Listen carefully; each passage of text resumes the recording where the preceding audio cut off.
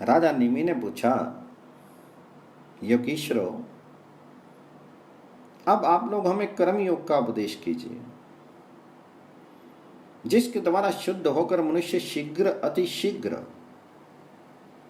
परम नैष्कर्म्य अर्थात कर्तृत्व, कर्म और कर्म फल की निवृत्ति करने वाला ज्ञान प्राप्त करता है। एक बार नहीं, एक बार यही प्रश्न मैंने अपने पिता महाराज इक्ष्वाकु के सामने ब्रह्मा जी के मानस पुत्र सनक आदि ऋषियों से पूछा था, परंतु उन्होंने सर्वज्ञ होने पर भी मेरे प्रश्न का उत्तर नहीं दिया। इसका क्या कारण था, कृपा करके मुझे बतलाइए।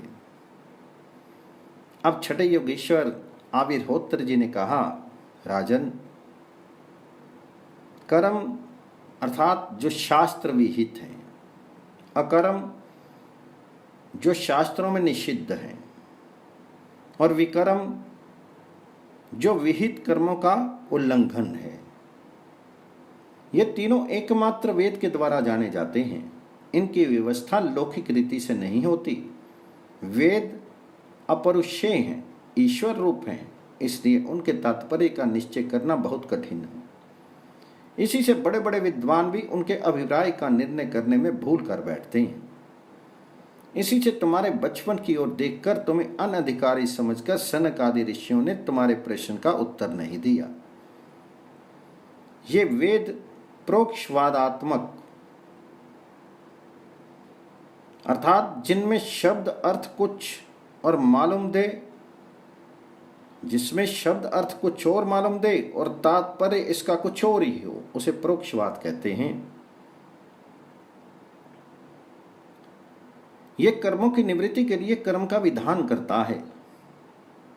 जैसे बालक को मिठाई आदि का लालच देकर औषध खिलाते हैं, वैसे ही ये अनभिज्ञों को स्वर्ग आदि का प्रलोभन देकर श्रेष्ठ कर्म में प्रवृत्त करता है।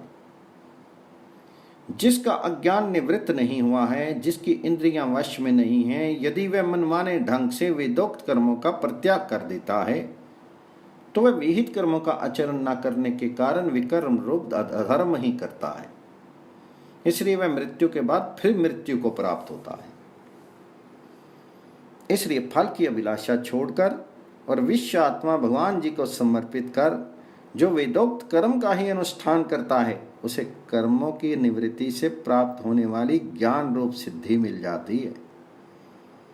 जो वेदों में स्वर्ग आदि रूप मल का वर्णन है, उसका तात्पर्य फल की सत्यता में नहीं है, वह तो कर्मों में रुचि उत्पन्न कराने के लिए है।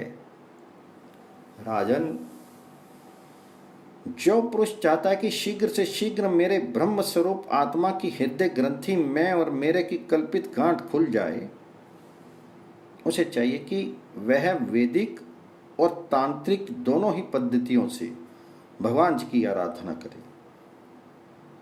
पहले सेवा आदि के द्वारा गुरुदेव की दीक्षा प्राप्त करे, फिर उनके द्वारा अनुष्ठान की विधि सीखे।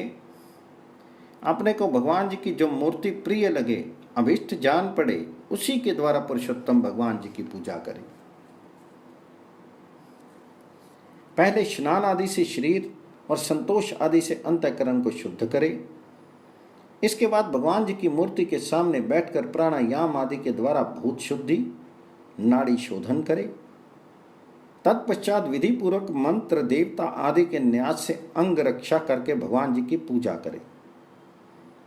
पहले पुष्प आदि पदार्थों का जंतु आदि निकालकर पृथ्वी को सम्मार्जन आदि से अपने को अव्यग्र होकर और भगवान जी की मूर्ति को पहले ही की पूजा के लगे हुए पदार्थों के क्षालन आदि से पूजा के योग्य बनाकर फिर आसन पर मंत्र उच्चारण पूर्वक जल छिड़कर पाद्य अर्घ्य आदि पात्रों को स्थापित करे। तदंतर एकाग्रचित होकर हृदय में भगवान जी का ध्यान करके फिर उसे सामने की श्री मूर्ति में चिंतन करे। तदंतर हृदय सिर शिखा, हृदयाय नमः, सिर से स्वाहा आदि मंत्रों से न्यास करें और अपने इष्ट देव के मूल मंत्र के द्वारा देश काल आदि के अनुकूल प्राप्त पूजा सामग्री से प्रतिमा आदि में अपने हृदय में भगवान जी की पूजा करें। अपने अपने उपास्य देव के श्री विग्रह की हृदय आदि अंग, आयुध आदि उपांग और पार्षदों सहित उनके मूल मंत्र द्वारा पाद्य अर्घ्य आचमन मधुपर्क स्नान वस्त्र आभूषण गंध पुष्प दधि अक्षत के तिलक माला धूप दीप नैवेद्य आदि से विधि पूर्वक पूजा करें तथा फिर स्तोत्रों द्वारा स्तुति करके सपरिवार भगवान श्री हरि को नमस्कार करें। अपने आप को भगवान में ध्यान करते हुए ही भगवान की मूर्ति का पूजन करना चाहिए। निर्माल्य को अपने सिर पर रखे और आदर के साथ भगवत विग्रह को यथा स्थान स्थापित करके पूजा समाप्त करनी चाहिए।